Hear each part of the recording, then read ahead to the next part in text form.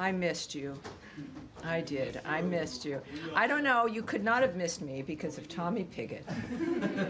Thank you for taking care of him, being nice the first day and not so much the next day. But thank you, Tommy. Great job. I'm very, very proud and honored that you were standing up here. Thank you. I appreciate it.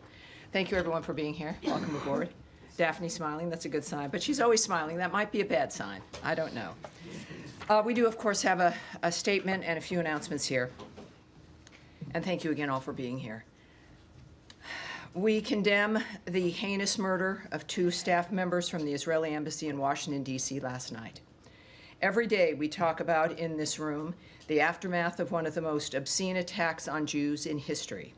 The October 7th massacre was a reminder to the world that Jew hatred and murder is the hallmark of terrorists and monsters around the world. The envy feeding this hate is thousands of years old. It is now the 21st century, and it is time for the barbarity to end. While this obscenity happened in Washington, D.C., we have a president and a secretary of state that recognize the importance of saying, enough is enough, and genuinely, never again. There is a reason why we stand in solidarity with Israel. There is a reason why we stand with our partners at the Israeli embassy. And there is a reason why we stand with the Jewish people here in the United States and around the world. Because America has a history of not allowing the monsters among us to destroy life, the future, and everything that matters. The Department of State's Diplomatic Security Service is providing ongoing support to the D.C. Metropolitan Police Department and their investigation of this incident and coordinating with other federal and local law enforcement partners. As Secretary Marco Rubio has said, make no mistake, we will track down those responsible and bring them to justice. Our prayers go out to their loved ones.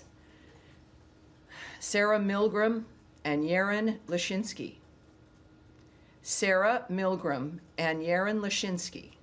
May their memory be a blessing. Now, on Capitol Hill this week, Secretary Rubio went before Congress to share how we are implementing President Trump's vision of an American-first foreign policy. He made clear that America is back and that securing our borders, making communities safer, and combating criminal cartels are once again key priorities of our foreign policy. He also explained how the fiscal year 2026 budget request for the Department of State will enable the department to deliver on President Trump's foreign policy agenda that makes America safer, stronger, and more prosperous. The budget request in the State Department's reorganization will ensure our ability to respond to the challenges of the 21st century on behalf of the American people. And now finally, ahead of Memorial Day, which I know we're all looking forward to, I want to recognize and honor the Americans who gave their lives to defend our freedom. Their bravery, service, and sacrifice represent the very best of America. The heroes of this country would have preferred long, enjoyable, quiet lives, but instead they answered the call when we needed them the most. Every day that we simply enjoy is due to the sacrifice of the men and women who died on the field. We will never forget those who've given all to defend our country, our way of life, and the American people. God bless all who have served and are serving our nation. And now, ready for your questions? Daphne, yes, ma'am. Following the shooting last night, are U.S. embassies on any sort of special alert or thinking about any change in posture? I can't speak to security measures that are being implemented or being discussed or decided upon. What I did note in my topper is that, in fact, we are working certainly with the D.C. Metropolitan Police. and the security of this building, of American diplomats, of diplomats throughout this city is of paramount importance to the United States of America. We act on that every single day, and certainly we're continuing to do that today and in the days that come as well. And has Secretary Rubio had any conversations with Israeli officials or the Israeli ambassador today? I can't remark on the specifics of any conversations that have been had, but I know that, of course, you've seen his messages, the tweets, and of course, we will hear, no doubt, again soon about the nature of what's transpiring. But I can tell you that he is, as all of us are, is heartbroken. We're all affected by this. It is something we deal with, in a sense, of course, every day. This administration, the Secretary's work, the President's work, and often I don't know how they do it. I have maybe 40, 45 minutes with you guys twice a week, and these are issues that are existential all the time. And I know that, again, my work is made easier because I know the people running this country care about life and about the condition of our lives. And so that's the most I can say, separate from certainly specifics of who they're speaking with. All right. Yes, Andrea Mitchell. Hi, thank you very much. A couple of questions about South Africa and also Sudan, if you don't mind. In South Africa, the State Department is empowered legally with deciding when a genocide exists. Has there been an investigation that supports any such contention? Because there is no credible evidence from any authority on the ground there, in their government, in NGOs, or elsewhere that we can find to support an allegation of genocide, that white farmers are at all as disadvantaged as the crime wave there, that is a problem against blacks in much greater numbers, and proportionally even in greater numbers than whites. The fact checkers have shown that the white crosses were put up as a protest against the criminal movement and against the death of the farmers. The crosses and the burial were all part of a protest against the criminality, not as described. So what information was given to the White House, if any, by the State Department, by the experts in the field, to support what was described as an ambush widely around the world of a South African visitor who had a celebrated background as a leader of a biracial government and someone who was jailed with Mandela and who has been one of the civic leaders of a new South Africa, as troubled as their history has been and as troubled as their current situation is?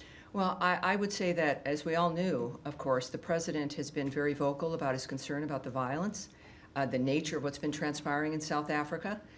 The president did not come to the United States of America unaware of the position and the posture of the president and of the Secretary of State and of his administration. So I would argue against very much that there was some kind of an ambush. South Africa also has been facing a dynamic where there's been regular criticism, ranging from not just the collapse in some ways when it comes to the violence in civil society, but then the referral of Israel with the ICJ for the issues of genocide while ignoring Hamas, cozying up to Iran, the general choices that they've made. In the meantime, also, of passing a law that has allowed them to take property, to possess property of white Afrikaner farmers with no reason. One element is equity. And so when you're passing laws like that target a group, ostensibly sending a message to the population that these people have a price to pay, there's something that they need to be doing, that they deserve to have their land taken, combined with the chance of kill the Boer, the massive rallies where encouragement of violence is prevalent and is at the core of it, in addition to the associations South Africa and its president have chosen to make, like with Iran, and their actions against Israel. It creates a picture that is worthwhile having a conversation in the Oval Office. And that is, I think, it is the transparency of the president, certainly both leaders aware of what the concerns have been and what the arguments have been. So I don't think President Ramaphosa was somehow surprised or shocked at the fact that we have an honest man who's in the White House who's spoken and continued to speak about violence and the trajectory of South Africa. Well, what I'm just suggesting is that the facts matter with the credibility of the president, and that as it was explained in the Oval Office, and it has been explained elsewhere, that is a minority party, a protest party that is legally permissible, but that the white agricultural minister said in the Oval Office, that's why we joined the coalition, to make sure that they didn't get into the parliament, that they don't have power. They've been, they've been Well, opposed. in the nature of the weeds of something like that, where that individual, you saw also the larger video of the thousands and thousands of individuals in a stadium framework. And I think that what Americans in the world and what South Africans see is a movement and an attitude that is not only not punished, but reinforced, but Andrea, reinforced with a law that says, oh, those people that you're calling to have be killed, yeah, let's take their land. Who does that? Who does that in the midst of that environment? And I think that when we think about, I'm not certainly going to get ahead of the president. President Trump is someone that the world knows, says what he thinks and acts on what he thinks. But I think that it was very clear, and he's been clear, as has the secretary, about the problems with South Africa, the nature of the signals it sends, the quality or lack thereof of life, the fact that we have taken in refugees, very basic standard of looking for asylum. They've met that standard, and it's more than just complaining. It is about acting and finding an element where we can make a difference for those people. Taking of the land, first of all, it's with judicial review when it has happened. It's not. Now, let me correct you right there, Andrea, and then I'm going to move on. This particular law they tout has not even been implemented yet. That's correct. So it's not about judicial review. The law, if you have a judicial review of a law that says there is no standard, well, then you'll have judicial review of no standard. But they have not taken the land. But this, and it is in part, I would argue, because of the global attention that has been placed on them because of President Donald Trump's attitude, his comments, and bringing attention to that framework in general. That is why that hasn't been acted on. And we'll move on. No, but I think I've been clear. Yes, Matt, I think you have probably something to say. Tammy, let me just. Yeah. Andrea, you've had 4 questions. I've answered them. You've asked in depth. We are going to move on. Yes, sir. I'm sure others might have the same sort of question. Thanks. Yes, sir. Thanks, Tammy. 2, I think, should be quick ones on sanctions. One, can you just explain the discrepancy or apparent discrepancy between what Secretary Rubio tweeted last night on Venezuela sanctions and what Special Envoy Grinnell said? The Secretary saying that the Chevron waiver would not be extended, and Special Envoy Grinnell saying it would be. And then just secondly, on Sudan, Syria sanctions. Sure. Just what's the status of the relief that the president promised last week? Thank you.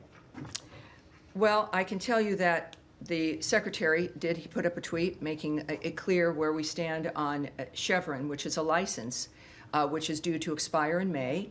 And what I will speak to is not what others have said, but certainly the people who are in charge of the nature of what we're doing, and that is Secretary Rubio, making it clear that that license is going to expire. And so that's what I take my lead from is his remarks in that regard. So there's no confusion. I think many people on every issue can have a lot of opinions, but I think clearly who we look to are the people who have the power to have the impact and who make the decision.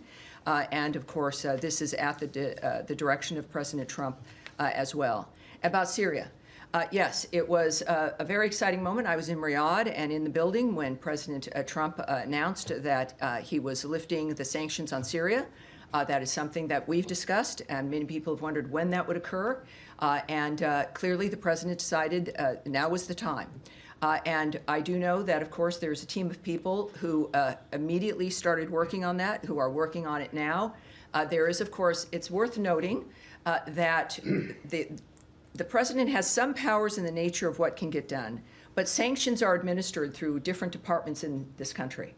So his was a message, and certainly the order to reverse our dynamic to remove the sanctions, which involves departments like the Treasury Department.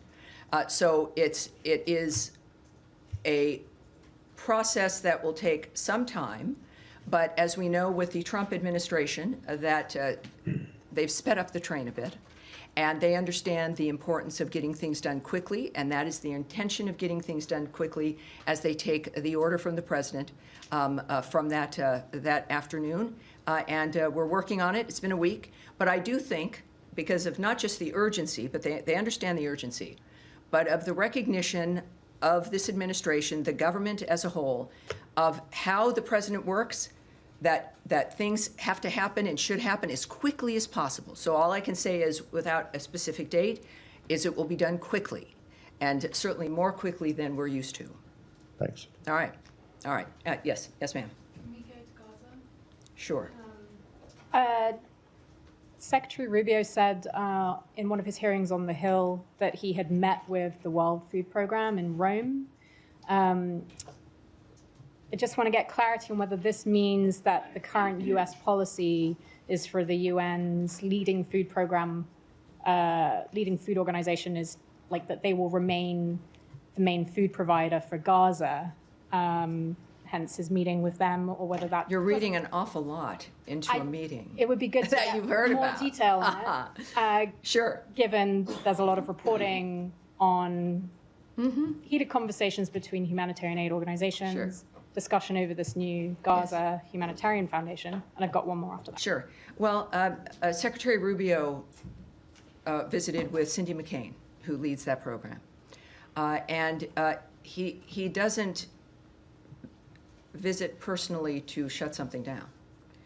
It was, from what I know, a very good meeting. I cannot share the details with you, as you might imagine, but I think that regularly we should view the nature, and certainly after the rhetoric the Secretary's used and the actions that the State Department has implemented when it comes to our continuing commitment to life-saving aid around the world, and certainly food aid, is that I would have expected, since her office is in our embassy at the Holy See, that is a meeting that should have taken place and did take place. And I'm looking forward to the nature of that kind of a conversation and what can come from it. And we'll see. But it was that entire visit was very good. I think very certainly we went to the inaugural mass with the Pope.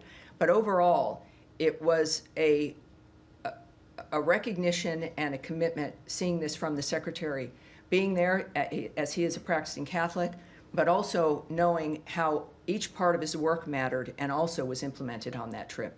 The nature of what the importance of Italy, the importance of the Vatican, the importance of faith, and the nature of his work in the process. And of course, that meeting was part of that work. So it's just part of looking at options? I'm not going to speculate or guess. I'm a little psychic, but not enough for that to answer that specifically. A little psychic, you know. So what can you? Well, nothing you want to know. But it's don't speculate on that. But I do think because of the speed in which we work, we will all see the intention of the Secretary, the nature of what's happening with the World Food Program, and under certainly the leadership of Cindy McCain and what her intentions are as well. So Okay, we're just looking forward to quickly it. So related- you had some more. You had Sudan.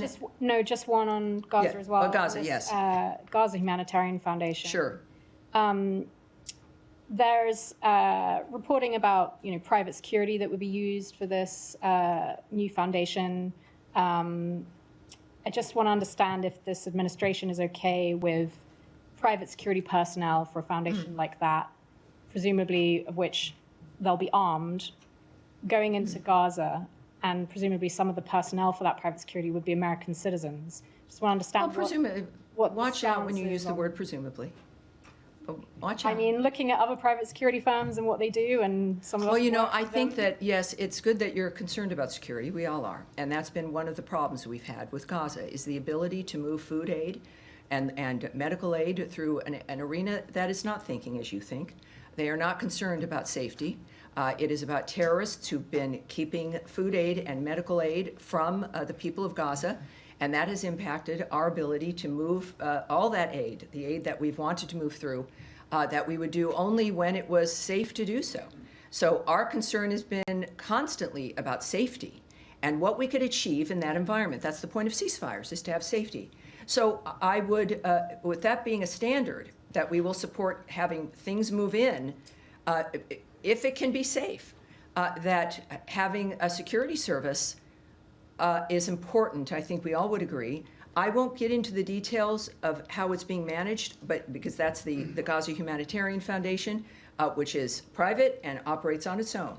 But clearly, when it comes to what one of our core elements was, which is that we support all of this, if it can be moved in safely and securely and without falling into the hands of terrorists and the people who are causing death and destruction in that area. It seems like they've structured something that can manage that is the equivalent of something that we can all agree on, and they're moving forward. So that's the story, is that we've been able to do it, we being humanity, that it's something that all of us have wanted to see, which is a movement of aid. If they use private security, you need to call them. When we speak about private security, what I look at as the story is that we've managed or expect to manage a security that gets food and medicine to the people who all of you have wondered about whether or not they're going to get it. That's my story, and that's the story of humanity and the people of the Gaza Strip. Yes, sir. On Iran, Mr. Witkoff is meeting with Mr. Arakchi tomorrow in Rome. Both sides have been stressing on respective positions in the past few days regarding enrichment. Do you see a chance to have a path forward towards compromise or not? And if I may, a second question. Can I answer that one so that we can, and then I won't lose you, don't worry. Thank you. It's like we're on a slide, you're hanging on. Yes, what I can say is that we've made it clear on every project we're working on, certainly including Russia and Ukraine, that our involvement is really because we feel we can make a difference, and that's why we do it. This additional meeting, certainly the fifth round of the nuclear talks, would not be happening if we didn't think that there was potential for it. And so I would say that clearly we believe that we are going to succeed. We've also been very clear on some basic things, like they're not going to have a nuclear weapon. They've been very clear, most of our leaders have been, who've spoken on it, that this is about no enrichment, and the Iranians are at that table. So they also understand what our position is, and they continue to go. So we feel something's good enough for us to continue this work. Second Yes, sir. question. Secretary Rubio this week at the Senate Foreign Relations Committee said that the past four meetings have been focused on enrichment only. So other issues like the Iran's support for the proxies, which is like a concern for the regional countries, are those issues going to be discussed later on, or are they going to be part of another round of discussions? Well, I'm not, again, part of the negotiating team, won't discuss what might be the plan. But just like an issue of needing a ceasefire before you discuss what the land is going to look like and what the nations are going to be doing after the fact, there's points that you have to get to before you discuss elements that might not even be a factor if you can't get to the bright line that allows us to move forward. And that bright line has been enrichment, certainly not getting a nuclear bomb, and those things have to be addressed. I say this because that's what I've seen them do, and being very specific, which is fabulous because nobody's guessing at what the goal is. But of course, considering the generational issues involved, this is, and the president has said this about everything he's worked on, with the generational issues involved, that these cannot be solutions that last 6 months or are able to be broken in 18 months, or in 3 years, you know, your 15-year-old is suddenly pulled into a war because now they're 18. That these have got to be enduring, fundamentally changing arrangements that only Donald Trump can bring because of the nature of his attitude, his vision, and because of the support of the American people understanding that this was a factor. So I would say, well, I'm not going to go on from that. I think that'll be it. Yes, but yes, go ahead. Hi there. The U.S. sent some migrants to Djibouti, and I'm wondering, are you in negotiations with Djibouti to accept these people, or are you still trying to get them to South Sudan, who say they won't take third country nationals? What's the State Department's role in this? Well, we know that, of course, the Secretary's been very open about the fact that we are negotiating with a number of countries to facilitate the deportation of people who are here in this country illegally. I can say also, as the Secretary has noted, that we remain unwavering in our commitment to end illegal and mass migration and bolster America's border security. I won't discuss the diplomatic conversations, which clearly is part of this framework, with specific countries here. I would also point you to Caroline Levitt's remarks the hour before my briefing here, where she noted a court order required the flight to go to Djibouti, and I know the White House has more details on the framework involving that. We're currently just in the sense of handling this in an immigration posture. Certainly, it is a reflection of our continued attitude and position, and I don't think that this situation is certainly in the courts, which I can't remark on, but we're familiar with having to make our arguments in a variety of arenas, and this is one of those times. But I know Caroline had more specifics. In South Sudan, there was a dispute before with them for not taking somebody, and you guys stopped issuing visas. Has Right. that been resolved? Yeah, the visa situation remains the same. Yes, we reacted in that regard because they had confirmed that this one particular person was a citizen, prepared to take him back, and then that did not happen at the last moment. And so our response was, when you're having a diplomatic negotiation with a country, you're going to respond to certain situations. We can say that in the midst of that, in the aftermath, our posture on visas and all of that has not changed. And we've noted, of course, regularly that we monitor their behavior, their attitudes, which of course continues to matter to us. But we also are currently accepting certain diplomatic and official visa applications if eligibility is determined in that regard. And we do that, as always, on a case-by-case basis. So at this point, I have nothing more to report on that, except that it is still in place. Yes? Can I just ask a quick follow-up on Iran? Two Iranian sources told my colleague Fred Pleiken, who's currently in Tehran, that they are concerned about the sincerity of the United States heading into this next round of nuclear talks, and they think Trump is steering the conversation towards deadlock. Obviously, the administration has said that they want an Iran nuclear deal, but is there anything you can shed light on in terms of the dialogue between the two sides that might be causing unnamed Iranian sources to tell us this? Unnamed Iranian sources? No, it's not. That doesn't interest me. It's gossip at that rate. Certainly when we have, and we've said repeatedly, to not discuss this in the media because it makes things harder. Everybody has an interest in all of our negotiations doing well. Some people don't have an interest in that. And that's where you get unnamed sources from, I don't know if there's an Iranian National Enquirer, maybe there is, but that's not something that I'm going to take seriously. What is the story and what matters is that everyone is at the table in Rome. And what is the intention of Steve Witkoff going into the talks? Well, it's very clear what I've also just said a little earlier, and we've said in multiple briefings. The goal is to end the inability for them to have a nuclear weapon, to change and end the enrichment of their nuclear program and the intentions of that nuclear program. So it's a significant structural change in what Iran thinks it's going to be doing, and that's the negotiations. I think they've been very clear about what the intentions are. And just one follow-up on a different topic, but this is just coming out now from Oh, not another one. Homeland Security. No, don't Not worry. another one. Not like last time. Okay, good. But Homeland Security Secretary Kristi Noem says that DHS is now terminating Harvard's ability to allow any foreign students to enroll in the university, saying in a statement that the administration is holding Harvard accountable for fostering violence, anti-Semitism, and coordinating with the Chinese Communist Party.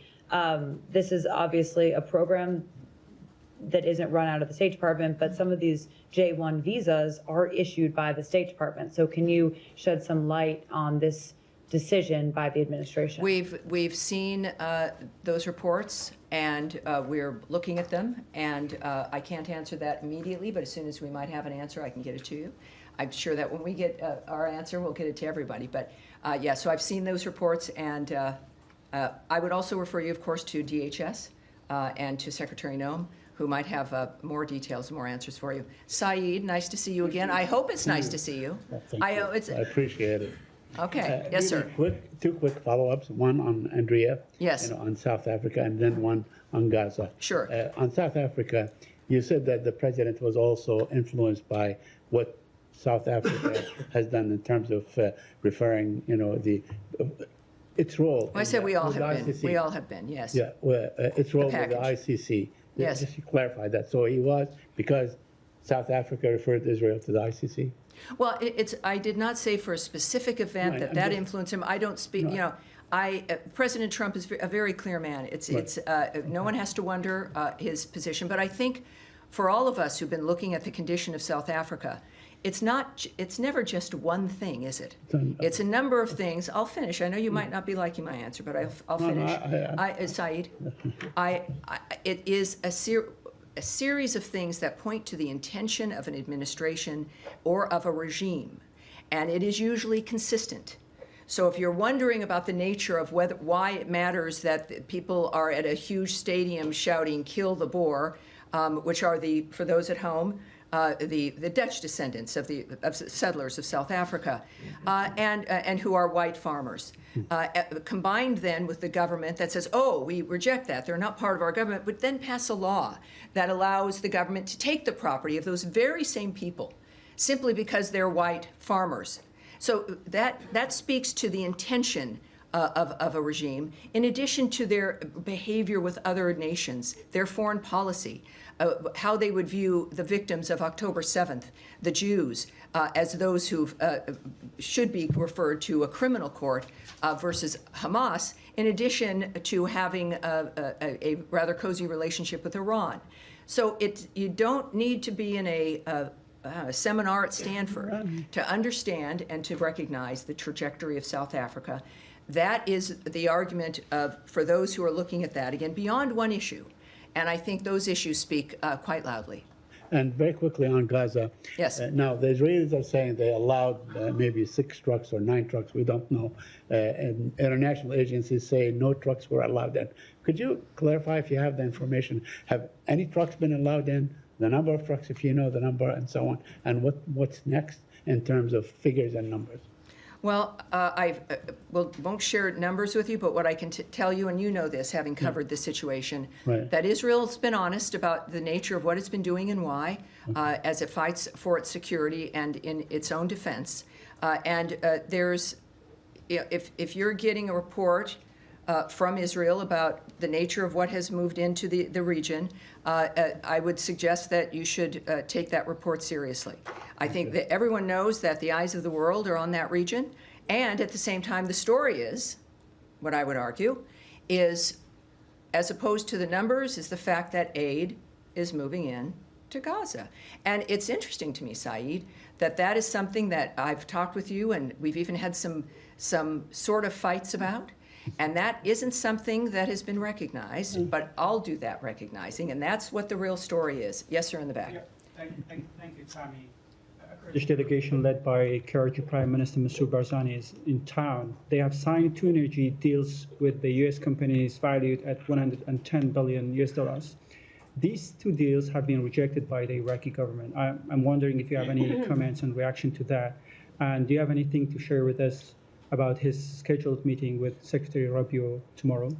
Well, I can tell you that we were pleased to see Prime Minister Barzani sign massive deals with U.S. companies to expand natural gas production in the Iraqi Kurdistan region, which will help Iraq harness its own domestic resources to become energy independent, which we've, again, talked about. It's really great. We've talked about these things. Often I can't give you answers. We don't know when it's going to happen. And then to be able to report to you that it has happened. And that is a key administration priority. Being energy independent is obviously a major national security issue. So these deals, I think it's like over $100 billion. And yes, and that's what we've all been working for. So we support these deals, and we have encouraged Baghdad and Erbil to work together to get gas production to commence as soon as possible. At the same time, we have, of course, the declaration that these are null and void, right? Yeah. Now, this is the kind of shenanigans that can be a problem. But we also know that, I'll give you a sense of our relationship with Kurdistan. The Kurdistan Regional Government Prime Minister and his visit to the United States signals our desire to strengthen the U.S. relationship with the Iraqi Kurdistan region. And as you've noted, Secretary Rubio will meet with KRG Prime Minister Barzani to discuss expanding trade and investment between the United States and the Iraqi Kurdistan region. He has also stated, Secretary Rubio, that we support the Kurdish autonomy and the U.S. companies doing business there, and urge the government of Iraq to respect this economic lifeline that is necessary to prosper and succeed. We believe that U.S., Iraqi, and Iraqi Kurdish interests are best served by having a strong and resilient Iraqi Kurdistan region within a sovereign and prosperous federal Iraq. Thank you so much. All right. Yes, sir. Yes. Issue. Well, I won't have much more, but you're welcome to do You it. deferred to DHS, but in a Sure. bigger picture, presumably the United States wants to attract the best and the brightest insofar as foreigners, students, immigrants. And these top-tier universities are one of the most prominent ways to do that. So do you think prohibiting Harvard to enroll foreign students kind of gets in the way of that goal? Well, again, I can't speak to Secretary Noem's plans and strategy and her decision to implement this. What I would argue is that we have an interest as a nation, as President Trump has spoken to quite often, that we have an interest as a nation for these universities that are supposed to be the gold standard to actually deliver people who are educated and can function in society and on campuses that encourage a learning environment as opposed to one of left-wing activism, where you have individuals leaving the university level in this country as our rates are declining when it comes to comprehension and reading and a whole host of other things. That it has to be more than just a label or a brand. It has to deliver results for the families that do pay a lot of money for it. And I think that there's a point, as you've seen, I think it's obvious from the Trump administration, with the federal money that flows into those coffers and the nature of the kind of talent. You can speak about foreign talent. Let's speak about American talent. You've got a wonderful kid who's done very, very well, and then you send them to Harvard, and a kid comes home, and you don't even recognize them. And they're definitely primed to be a fabulous left-wing activist, but they're maybe not going to be able to get a job. And so, this is a recognition and movement that universities around this country are recognizing that American families have standards. We spend money so our children can be educated in the normal function of life. And we get kids back who have not received the kind of education we expected. COVID highlighted this for many of us. But I think that this opens up a conversation, as it should, between the federal government and the universities that we rely on and have been proud of, that we deserve to be proud of them again. And if we're going to speak about who we rely on for the best and the brightest, there's plenty of American kids who also deserve to be taken seriously. And I believe that we can handle all of them properly. Yes, sir. Thanks very much. My question is on U.S.-India relations. Secretary of State Marco Rubio and President Trump both are very famous in India. As far as the U.S. policies are concerned, most Indians agree with. I hear you're pretty famous in India. Yes, I am. All right, keep going. My question is, Madam, Yes, sir. As far as terrorism against India, recently in the state of Kashmir is concerned, innocent Indians tourists were Yes. massacred. Oh, yes, there. we all know that. Yes, ma'am. My question is that as far as talking with Pakistan is concerned, India's Prime Minister, Mr. Narendra Modi, and also Foreign Minister, Mr. Jaishankar, which both met with the Secretary Yes. Rubio and President. What they are saying is that as long as terrorism is continue against India, what they said by Pakistan supporters inside, that they have training centers inside Pakistan. Well, here's what I can say, Sorry. and this is, and I understand your point, and what has been a generational concern about violence and terrorism in that region, certainly with the troubles between India and Pakistan, is that there is a ceasefire. Obviously, we know that we're very close to a full-scale war erupting, and what's very exciting and heartening is that America's involvement and assistance made a difference in that stopping, and a ceasefire that has continued. But of course, within that, one expects, as the world noticed again, that has not been resolved, that the potential of having these long-term problems resolved has returned, and it is an opportunity. And the good news is that, unlike some other regions, there has been a commitment to a ceasefire that makes, oh, is that my alarm? I said, thank you. I should ask you to put on your alarms. It's like, oh, Tammy's done. All right, we're gonna have. All right, we'll have one more in the green jacket in the back. Yes, ma'am. Thank you, Tammy. Make sure her mic is on, just as she's in the back here. The sound here is. Two quick questions. Do you have any update on the peace deal agreement between Rwanda and the Democratic Republic of Congo, when we will see this peace deal signed? And also, can you tell us if both President Ramaphosa of South Africa and President Trump finally managed to overcome the difference, and we will see United States and South Africa working together?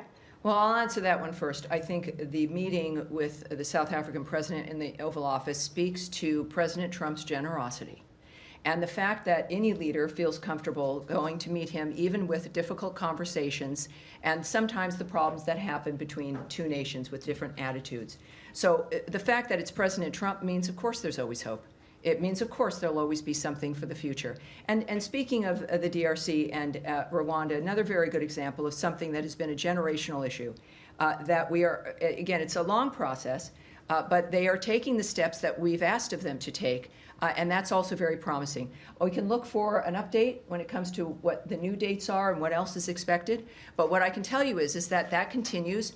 Another great change and dynamic. Sometimes, though, people forget and don't continue to ask, and I appreciate that you did, because there isn't any drama, because that things are changing for the better. So it causes less news, right? There's less interest, but it's worth following up as we watch these particular issues resolve. As of course the news is taken up by other issues, but this administration is committed across the board to peace. And prosperity, and it seems the world's giving them a lot of chances to act on that. We do one more? One more. Yes, sir. My Italian friend right there. Two more. Yeah, thank you. Well, yeah, indeed, one is on about Italy, actually the Vatican. So I was there. Beautiful place. Beautiful place. Very moving. And there was also some conversation with Parolin, which is the Vatican Secretary of State. So. Are we seeing those conversations because we also have an American Pope that can actually better deal with our president? And how close are we to actually the negotiation at the Vatican? And then I have a second question on Russia. Yes, obviously the condition of the world existed before our new Pope Leo. I'm not a Catholic, but I'm very moved by the nature of that faith, and it was just a beautiful experience to be there. But I can tell you that, of course, the plans and the conversations with the Pope himself and certainly other leaders there was important. It always would be. If you're going to be in Italy for any reason and you're the leader of the free world, the Secretary of State of the free world, you want to meet with these people. This is why they're in their positions, is for that reason. So I think that's it's not because Pope Leo is an American. However, it's pretty terrific, and it's a reminder that your commitment and your faith, and it can lead you anywhere. And so we, of course, pray for his success as he moves forward with his duties. And the rest of your question was? I have a question about Russia. I mean, not about Russia. I'm so sorry. Good. about the different approach they were seeing from this administration when it comes to diplomacy. We saw with yesterday with the South Africa, Yeah. and then with the Zelensky. Well, and I it's think very you're seeing, effective. I would go, this will be the last answer here, is that we're seeing different envoys, different styles, ambassadors, the Secretary of State, the President on the phone, because you have to do that when you're not simply setting up meetings every 3, 4, or 6 weeks. That you're having meetings to make specific steps and have specific progress and deadlines about, because you're a business person and you know what's possible, or you know humanity and you know it's possible. When he says we need to have new ideas for Gaza, as an example, he really means that for everything, for how we conduct diplomacy. The Secretary, of course, is on board with that. It's natural for him. Traditional diplomacy, going, talking, getting deliverables, making sure the relationship is active and alive. And that is how you bond, you make friends, and your relationships with other countries are better. So the Secretary operates in that fashion, but yes, there's a huge difference in that we are on, well, certainly we have now, 3.5 years? You have people who want to make a difference. It's not just having fun in an office. It's changing people's lives for an endurable period of time so that we, our generation, I'm seeing some younger people in this room, of course, always, but for our generation, my generation, that we can think we did everything we could and have had some success in making things better. That's the Trump administration. That will be its legacy, and it's an honor to be here. And thank you all very much. I appreciate it. I'll see you on what is today? I'll see you on Tuesday. You know, the trip, it's like, oh my gosh. I thought I was waking up in a hotel today, but I wasn't. Thank you, guys. Thank you. Great to see you. Appreciate it. Oh, here comes Matt Lee.